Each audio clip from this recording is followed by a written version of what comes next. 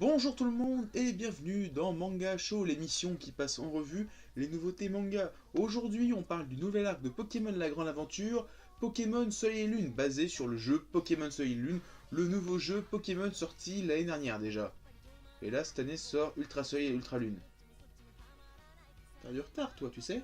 Alors, petit résumé pour commencer, on suit Soleil, un jeune garçon qui vit à Lola et qui fait des petits boulots, et un jour il fait la rencontre de Lune, une nouvelle venue sur l'archipel. Ils se rencontrent grâce à un cocombaf, et ils deviennent plus ou moins amis, un petit peu comme Sacha et Ondine, parce que le héros lui a lancé cocombaf dans la gueule, donc elle est un petit peu vénère, ils deviennent potes, et voilà, c'est comme ça que va commencer l'aventure de Pokémon Soleil et Lune. Alors commençons par parler des personnages avec Soleil, qui est le 20e héros de Pokémon La Grande Aventure. Je dis pas de conneries, c'est dit en postface par les auteurs. Alors je trouve que Soleil c'est un peu le héros hyperactif. Alors déjà que certains des personnages principaux des anciennes œuvres étaient déjà très actifs, lui il est encore plus que les autres, donc déjà c'est pour vous montrer le level. Et son but c'est de récolter 100 millions de Pokédollars. On ne sait pas encore pourquoi, et on va sûrement le savoir vers la fin de la série, il va nous dire que c'est un truc tout con, je le sens venir. Et je trouve ça aussi fascinant que les auteurs arrivent à créer des nouveaux personnages à partir de ceux des jeux, mais surtout à leur créer des personnalités différentes à partir d'éléments du jeu. Par exemple dans ce manga, Soleil est un coursier, et pour expliquer comment il est coursier, eh bien, ils mettent en avant les Pokémontures. Vous savez, cette nouveauté de Pokémon Soleil et Lune, du fait qu'on puisse monter un Tauros ou encore un Low-Class pour se déplacer. Et eh bien ça c'est expliqué en disant que le héros est coursier et qu'il utilise les Pokémontures pour se déplacer. Et j'aime aussi tout particulièrement son équipe, qui est une équipe de félins pour l'instant, donc un Flamiaou et un Miaus d'Aloas. Et j'aime aussi surtout les surnoms qu'a donné le héros à ses Pokémon, qui ont des liens avec l'argent. Braise pour Flamiaou et Grisby pour Miaus. Et là, chapeau à Kurokawa, car ces noms sont liés à des synonymes de l'argent, et je suis allé vérifier, donc c'est vrai. Donc chapeau à vous, applaudissements. Et une autre chose sur cette équipe, les deux Pokémon qui la constituent ne peuvent pas s'entendre. Quand le héros les lance en même temps sur le terrain, ils se disputent.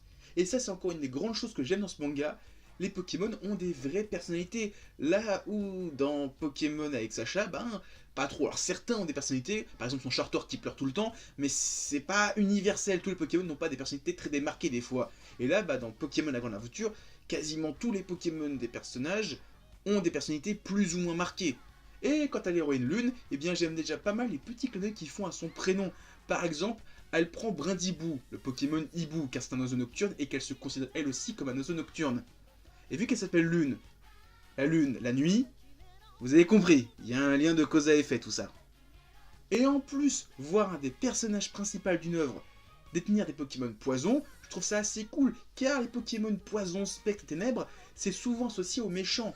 Et voir un protagoniste avec une équipe constituée en majorité de Pokémon poison, je trouve ça cool. Et en plus, il y a des raisons logiques à ça. Elle veut devenir pharmacienne, donc elle étudie les poisons des Pokémon poison pour concevoir des antidotes.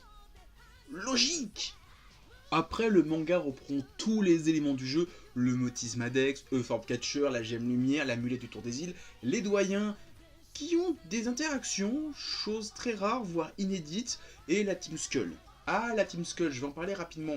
Ils sont très présents dans le quotidien Alola. Ça me choque un peu. Alors oui, c'est pas des mafieux comme une Team Rocket. Oui, c'est pas des criminels comme les anciennes teams. Ça reste juste des petites racailles.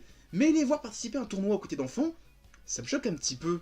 Surtout quand tu sais que par rapport au reste du jeu, voilà, je trouve ça un peu bizarre. Après, on verra avec la suite, car de toute façon, les mangas Pokémon, la grande aventure, s'éloignent toujours des jeux. Il n'y a qu'à voir le premier arc avec les lieutenants de la Team Rocket.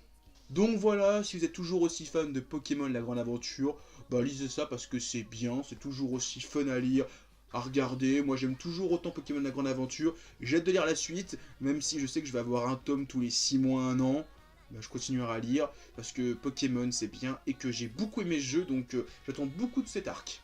Voilà, c'est tout ce que j'avais à dire, donc comme d'habitude, mettez un pouce bleu, laissez des commentaires, partagez la vidéo sur les réseaux sociaux, il y a mon Facebook et mon Twitter dans la description, et moi je vous dis à plus, continuez à lire des mangas et à regarder des animas. Allez, ciao tout le monde.